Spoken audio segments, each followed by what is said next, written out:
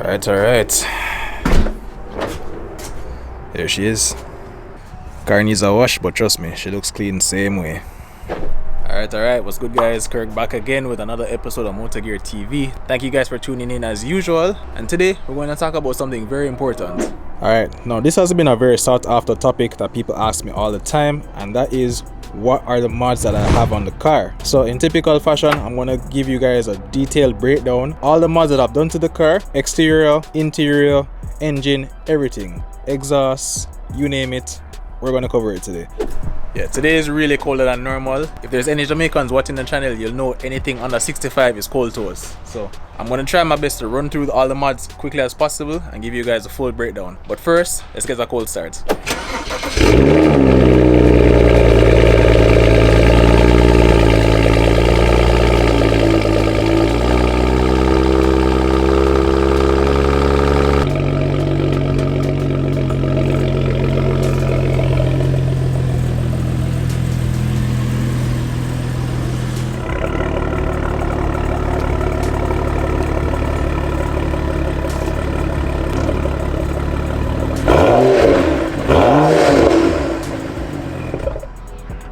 Yo, it is cold right now, but I want to give you guys the content no matter what. As you guys can see behind me, 2011 BMW 335. The package on this car is the M Sport package. You can tell by the kit: front bumper, rear bumper, side skirts, and also the steering wheel on the inside.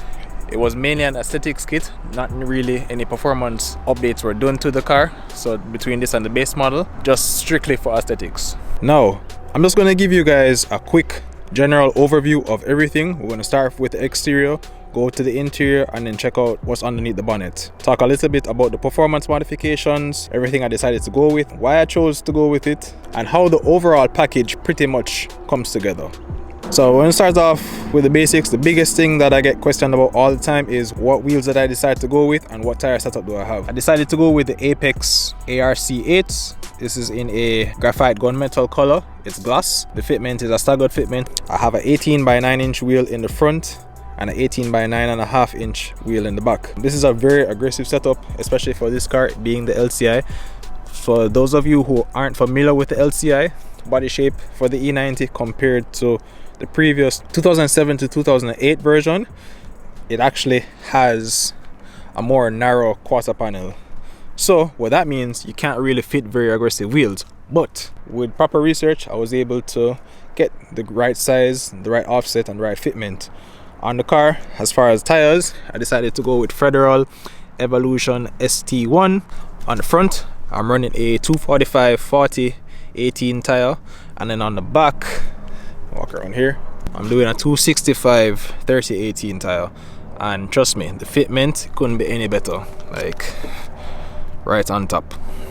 With that to complement it, now I chose to go with this tire and wheel setup because out of all of the setups I've seen online, this one really stood out to me. It's very classic and true to the BMW lifestyle, in my opinion. It goes well with the sharp lines of the car, and this car has some really sharp lines, like probably one of the sharpest lines of any BMW to date, especially from the side, on the bonnet, on the top, even on the front bumper. Very aggressive. So in addition to the wheels, I decided to paint my calipers as well. These calipers from factory, it was like a dull grayish color. I decided I wanted to spice things up and get it painted. Whole tutorial video on how to do that. I'll put the link for that in the description below if you guys are interested. I also got to ceramic coat my wheels. Now I didn't get to film that one. It was something that I did prior to starting YouTube, but having done that, it makes cleaning the wheels so much easier. Like the dirt there's not really a lot of brake dust from these brake pads. I do have ceramic brake pads on it as well, so very low dust noise. But everything kind of ties in together. The wheels are lightweight, it performs well, handles nice, and especially with the tires, these are very grippy. I would call them the budget Michelin Pilot Super Sport. Now moving on to more aesthetics, I'm gonna go over all of the carbon fiber pieces and little additions that I did for the exterior. I'll start off with the front. I got the M Performance front lip splitter, which is two little fangs that goes on the front bumper. Pretty nice. It definitely adds to the aesthetic of the car. Tied in next to it, we have black double kidney grills. This is something that is seen on more modern M cars. Pretty nice as well. Definitely looks better than the chrome stock grills that come with the car. Moving on, decided to get some carbon fiber eyelids. Now these headlights are very unique. Me personally, a lot of people might disagree, but me personally, I don't like how the headlight looks without it. And I definitely think having it on the car, it definitely gives it a more pronounced, more aggressive feature, especially on the front. Continuing along to the side, I have my carbon fiber mirror caps. These are similar to what you'd see on the M3. Has that nice swooping wing thing, I guess you can call it. Definitely adds to the overall aesthetic. Complementing all of that, going to the back, I have my carbon fiber spoiler. It's more of a high kick design, kind of one of the better ones that I've actually seen online. I got this one on eBay, pretty cheap, I think about 150 bucks, and it definitely gives the car really nice flow, especially from the back. As you guys can see, sharp lines moving all the way to the back, complements it really nice. Other than that, I have smoked out turn signals. I did get some carbon fiber inserts for my front reflector as well, and the last unique touch, carbon fiber emblems. I also have it for the wheels, as you guys can see, pretty nice. So yeah, really not that many pieces. It's just the right pieces tied in together, and I think it gives the car a more overall sporty appearance.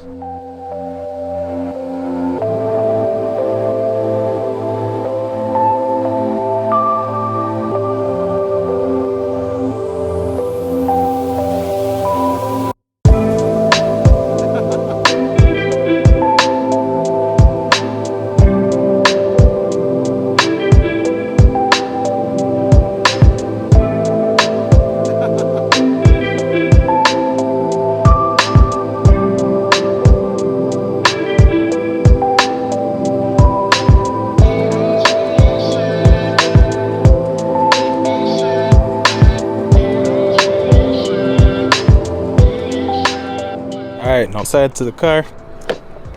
You guys can see this is my interior. I do apologize, I haven't washed the car, so it's a little bit dirty. Same thing with the inside, just ignore that. This is my BMW steering wheel. Now this steering wheel is unique to the M Performance pack. Okay, similar to what you would see on the M3 for the E90 generation. More pronounced sticker steering wheel, but for me, from factory, I wanted something with a little bit more appeal to it, so I decided to get this Alcantara leather wheel wrap. You guys can see I did a video on it showing the complete installation, but it definitely gives the car a nicer feel, especially while driving. Makes you feel more confident, especially when turning. It definitely adds to the aesthetic appeal of the inside of the car. Now I decided to keep the inside of the car pretty stock for the most part, nothing too crazy. The only other thing I did was I added a silver start button, which I think complements the silver paint on the outside, as well as this red start button ring. Other than that, it's pretty stock. Again, as I mentioned in my 1 year video, decided not to go with Android radio, left it factory. No complaints, no issues, everything works. And then as far as me having Bluetooth, I do have a Bluetooth adapter so I can connect my phone. And obviously we can't leave out the Jamaica. Boxing gloves will go in every single car that I own. Only people from the islands will appreciate this. Alright, now moving on to the engine. Now this was something that a lot of people had asked about, and they want to know what's in the engine. Pretty stock looking on the outside, but there are some really nice pieces that I have added to it to help achieve the overall power goal that I was looking for. The car has full bolt-ons with the exception of the air intake. Now the reason why I decided not to go with aftermarket intake, I'm not sure how many people have read the forums online, but there are a lot of people who are having issues with it during a check engine light with your MAF because of some of the way that most of the air intakes are designed. It gives a higher airflow reading that the MAF cannot compensate for. So with me seeing that online, I'd rather not go through the hassle. I have heard a lot of people getting the same great performance numbers from having the stock airbox, so this was something I just decided not to touch at all. Don't really want a headache, and I'm pretty sure a lot of people can agree with me. They'd rather not have the headache. Moving on, the car does have an upgraded charge pipe. This one is from Cobb. Very nice, all metal design, pretty strong clamps as well. Helps with increased boost pressure and also airflow. Moving on to the front, car does have a ETS intercooler tucked right into there. Very nice.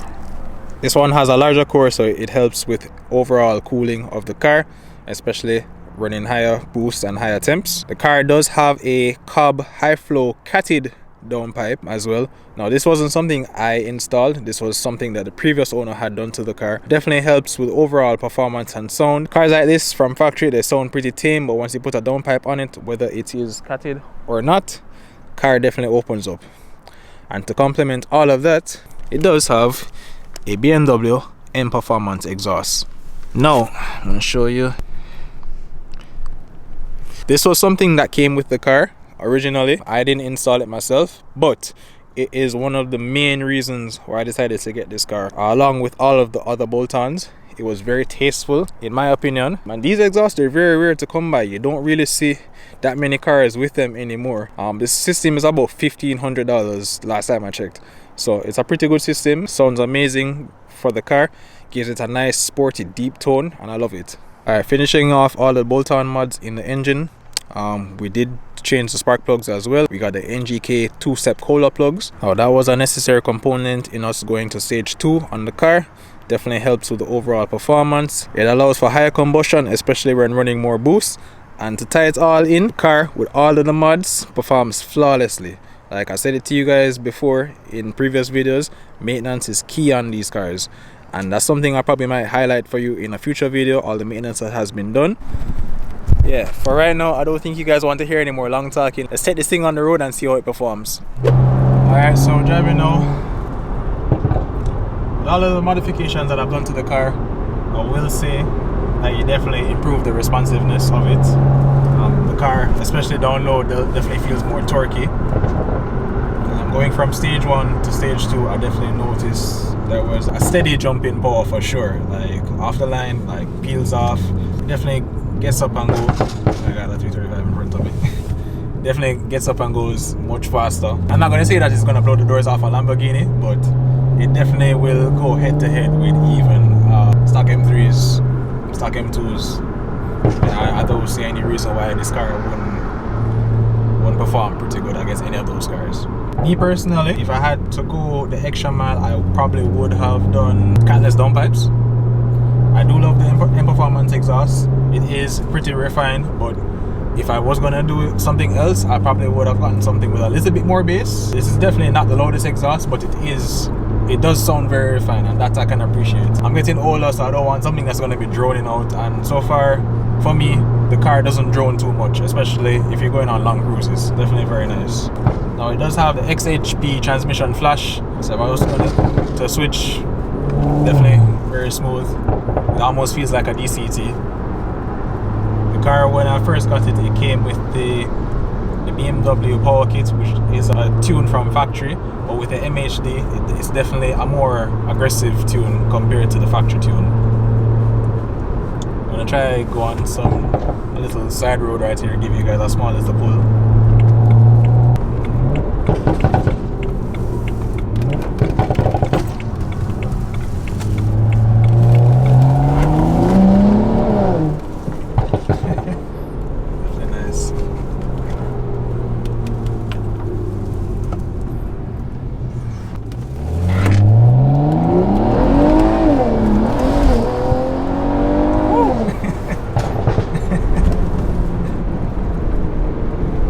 Yeah, as I said, down low, super aggressive. And the traction was on a while ago and the thing is still spinning. My only real big complaint with the car is, for me, it's not very precise. And when I say it's not precise, I'm talking about how the car handles as far as going through corners. It does feel kind of squishy. Thankfully enough, I do like how the steering weight of the car is. It's a very heavy steering, especially because it's not electronic. This is a hydraulic steering. But for me, it's just not as precise as I would want it. And I don't know if it's because of how the suspension is set up or just the overall car itself. But for me, if I was going to fine tune it just a little bit more, I would have addressed the suspension, probably done some sway bars, a strut tower, and seeing if that would have really helped. But again, overall driving experience, if I put it back down into comfort and just drive normally, it feels like a normal car. You only really notice the power if you really step into it. But other than that, we'd never think that this car could keep up with some of the cars it does. I mean, just normal around town cruising. I will say that it is very comfortable. These are the sports seats, so it does give you a little bit more adjustability, especially with the leg extension. The side bolsters do hold you in place pretty nice. This is just in normal driving, not in sport mode. You don't really hear any droning. The exhaust is pretty tame. Yeah, just overall pretty comfortable ride, to be honest. As far as the suspension, the springs are not too stiff but not too bouncy. It does give a very nice ride on the road. You're not gonna necessarily feel every single bump in the road, and I kind of like that. I would have liked if I could have been able to adjust the suspension as far as making it softer or stiffer depending on my driving habits. Overall, I can't really complain. I mean, come on, you know, this is an older car, so I'm not gonna be super critical of every single aspect of it. It is a pretty nice daily driver. Nonetheless, can't really have any complaints with where that is concerned. The car does exactly what I want it to do, as I said, especially with all of the mods. I definitely think that this really completes kind of the OEM plus build that I was kind of going for. In its current state, I don't think there's any areas that I can really complain about. I mean, there's certain things I would have improved, but nothing that I can really complain about. If I had to just guesstimate what the power is based on everything, I would say high 300s, close to 400. I don't think, based on how it pulls, I don't think it passes 400. Maybe if I went and did like a E30, E40 mix, probably get it to 400. But honestly, yeah, it pulls. I would say probably like high 300s, maybe like 380, 390. Yeah, I'm gonna be honest with you guys. Round town, like perfect amount of power. I think this is a very good use of power, especially for street driving on the highway. I'm not really racing anybody when I'm going to work or anything like that. It would be nice if I could, but yeah, round town is perfect.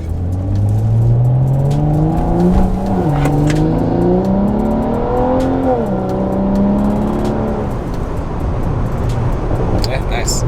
Alright, main overall thoughts on the build. I definitely think that the parts that I put on helped to complement the overall vision that I had in my mind. This is an OEM plus build. I never intended it for it to be any type of big turbo, standstill, or anything like that, you know. I kind of wanted it to have a nice sleek factory look, but still have a very sporty appearance, still have sporty performance, and I definitely think we achieved that with all of the parts that we put onto it. I know that, you know, over the past year, I've definitely seen how the transition has gone from it being, you know, fairly stock, and I really think that we kind of achieved it, especially with the overall look and feel of the car. But besides that, I definitely want to hear from you guys and to tell me your thoughts on what you think of the car. Tell me what you think of, you know, the overall mods that I did to it. Tell me what you would do to your car. You know, are you guys more into this OEM plus look that we're going for, or would you guys want to see something in the future where we do like a big turbo build, maybe a standstill build, you know, something to throw into the mix? Once again, guys, if you like the video, please remember to smash the like button.